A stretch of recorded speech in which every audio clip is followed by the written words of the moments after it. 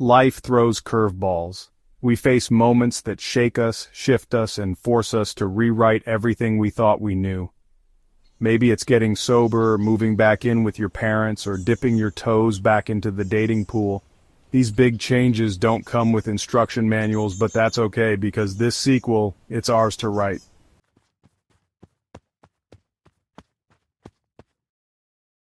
Life after big changes, it's like learning to walk again. Sobriety is about rediscovering joy in unexpected places and proving that fun doesn't have to come in a bottle. Moving back home teaches humility and gratitude. Dating sober means showing up as your authentic self, scars and all.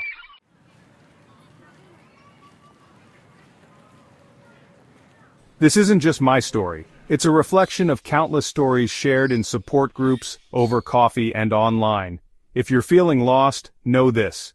You are not alone. Your journey is valid, and connection makes this messy, beautiful life worth living.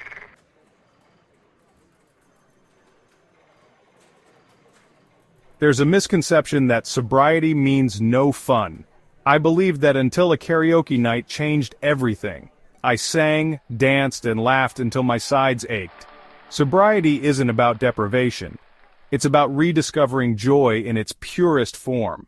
True connection and fun run deeper than the contents of my glass.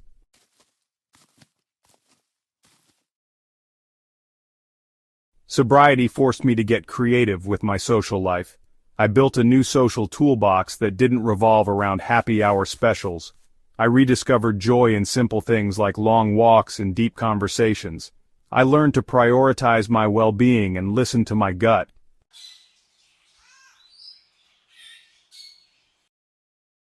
Saying no became my superpower. True friends respected my boundaries and supported my journey. Sobriety taught me to surround myself with people who lifted me up. Sometimes the most empowering thing you can do is simply say no, thank you.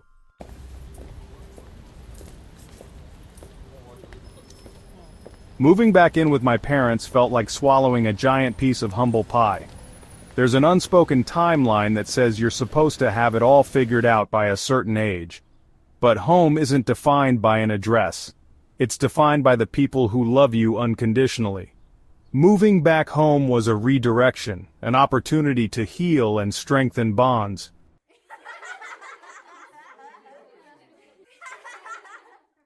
Moving back home reconnected me with my sister. We started with small things and eventually rented a co-working space together. Our relationship blossomed as we supported and encouraged each other. We rediscovered shared passions and realized there was a deep well of love and understanding.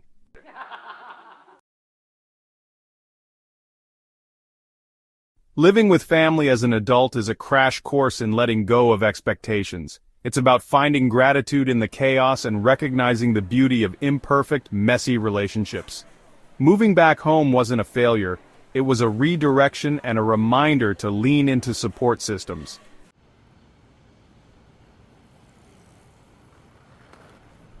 Dating after getting sober is like learning to ride a bike without training wheels. Without alcohol, dating became a crash course in vulnerability. I had to show up as my authentic self, flaws and all. True connection didn't require a performance.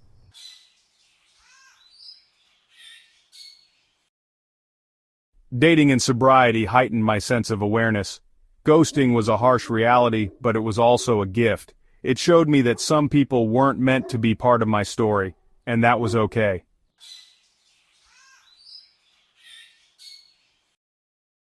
Sobriety forced me to rethink my entire approach to dating. Gone were the days of casual flings fueled by fleeting moments of attraction and a few too many cocktails. Enter the world of slow dating, a concept that initially seemed counterintuitive in our swipe-right instant gratification culture. But the more I embraced the idea of taking things slowly, the more I realized this was the kind of dating that aligned with my values. Slow dating was about building genuine connections, one date, one conversation, one shared moment at a time. It was about getting to know someone on a deeper level and allowing myself to be known in return, embracing vulnerability, communicating needs and boundaries, and honoring the right pace. Trusting the process, having faith that the right person would meet me with patience and understanding.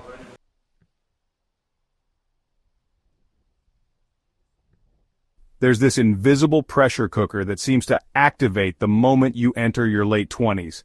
It's this relentless ticking clock, fueled by societal expectations and carefully curated Instagram feeds, that screams, "Hurry up, achieve all the things, get married, buy a house, have perfect children, but not too many, before it's too late." And the grand finale, the ultimate measure of your worth as a woman, turning 30. For years I dreaded that number. 30, in my mind, represented this invisible finish line where you were supposed to have it all figured out. The career, the relationship, the perfectly decorated apartment that looked like it belonged in a Pottery Barn catalog. But here's the thing about timelines, especially the ones dictated by societal norms. They rarely account for the detours, the U-turns, the unexpected plot twists that make life interesting.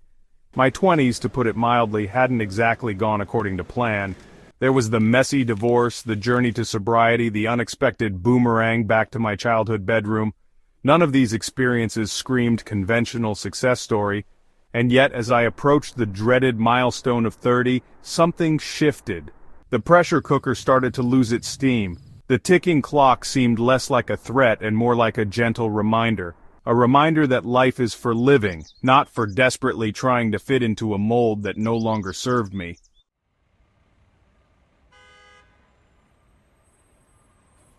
The realization that I was officially 30 and thriving, on my own terms of course, hit me in the most unexpected of places, the makeup aisle at Sephora.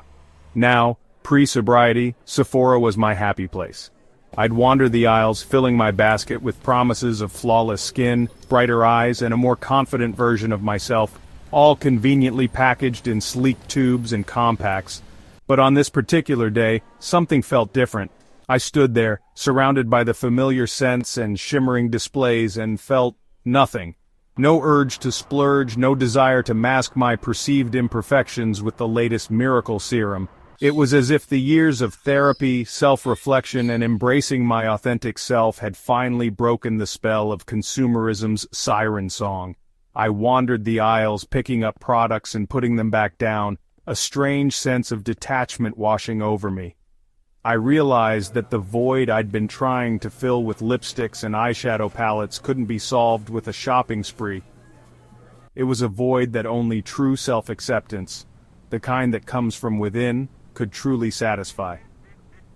I left Sephora that day with a single item, a simple, lavender-scented body mist. It wasn't about the product itself, but about the shift in perspective. I no longer sought validation in the opinions of others, in the fleeting allure of external beauty standards. I was enough, just as I was, wrinkles, imperfections, and all.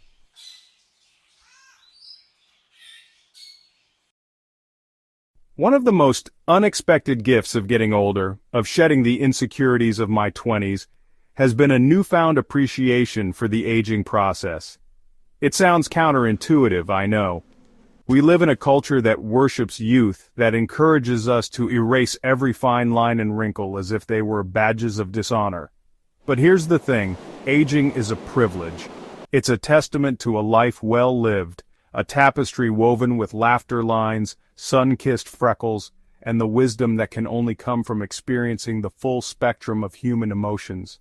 I've learned to see my reflection with kinder eyes, to appreciate the way the sunlight dances on my skin, to embrace the lines around my eyes that deepen when I laugh, a visible reminder of a life filled with joy. Aging isn't about trying to turn back the clock or desperately clinging to a younger version of ourselves. It's about evolving, growing, and becoming more comfortable in our own skin. It's about embracing the beauty of imperfection, the wisdom that comes with experience, and the freedom that comes from letting go of the need to please anyone but ourselves.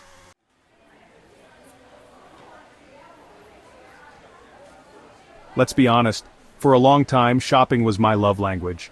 The thrill of the chase for the perfect pair of shoes or that must-have handbag was intoxicating. It was a temporary fix, a band-aid for the soul.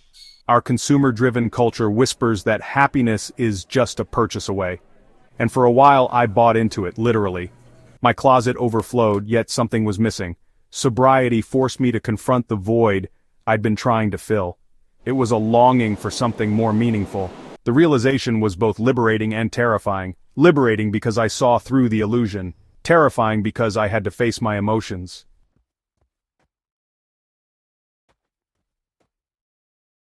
As I delved deeper into my sobriety, I started to explore the concept of minimalism.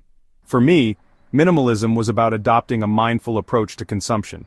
It was about questioning the why behind my purchases, breaking free from impulse buys. I unsubscribed from countless email newsletters and started following inspiring individuals promoting sustainable living. I rediscovered the joy of thrifting, finding unique pieces with character and history. The urge to buy began to lose its grip. I started to appreciate the beauty of what I already had and found contentment in simplicity, experiencing the freedom that came from releasing the need to accumulate more stuff.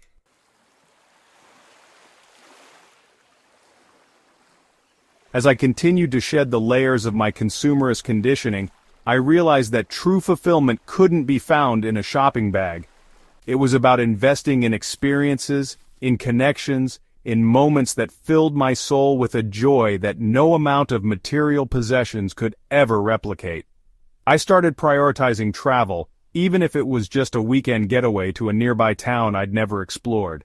I signed up for photography and writing workshops, nurturing my creative passions and connecting with like-minded individuals.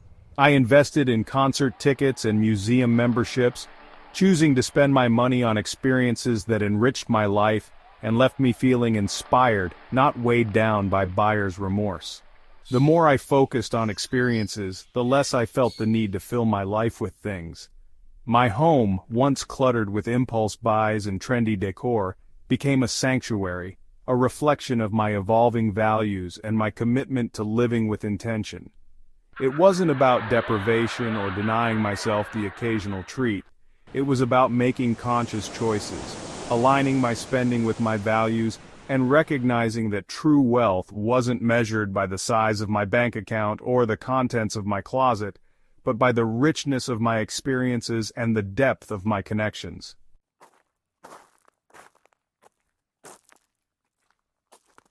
Life after divorce, after embracing sobriety, after returning home hasn't been a fairy tale. No magical makeover, no perfect Instagram feed. It's been messy, chaotic, and exhausting, but also transformative, empowering, and beautiful. I used to focus on destinations, missing the journey's beauty. Sobriety has been the greatest act of self-love, embracing my true self, finding joy in unexpected places, genuine connections, and small victories, celebrating the messy, beautiful journey of becoming.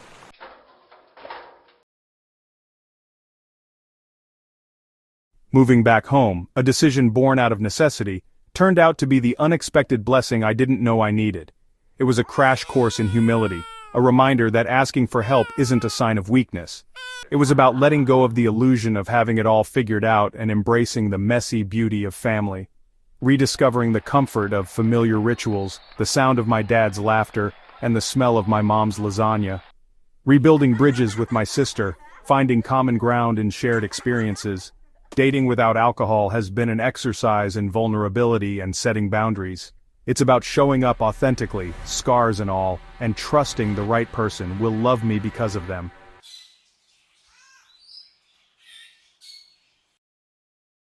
This journey, this messy, beautiful tapestry of sobriety, family, and rediscovering love, it hasn't been easy. There have been moments of doubt, of loneliness, of wanting to crawl back into bed and pull the covers over my head. But through it all, I've learned to embrace the power of vulnerability, the transformative power of sharing our stories, of recognizing that in our shared humanity, we find solace, strength, and the courage to keep going. So, if you're out there, feeling lost, broken, unsure of what comes next, know this: you are not alone. Whether you're battling addiction, navigating the complexities of family dynamics, or taking tentative steps back into the dating world, your story matters. Your journey is valid. Let's create a space where vulnerability is not a weakness, but a superpower. A space where we can show up authentically, without judgment or pretense, and share the messy, beautiful truth of our experiences. Because in the telling and the sharing, we find healing, connection, and the unwavering reminder that even in the darkest of times, we are never truly alone. So tell me, what's your story?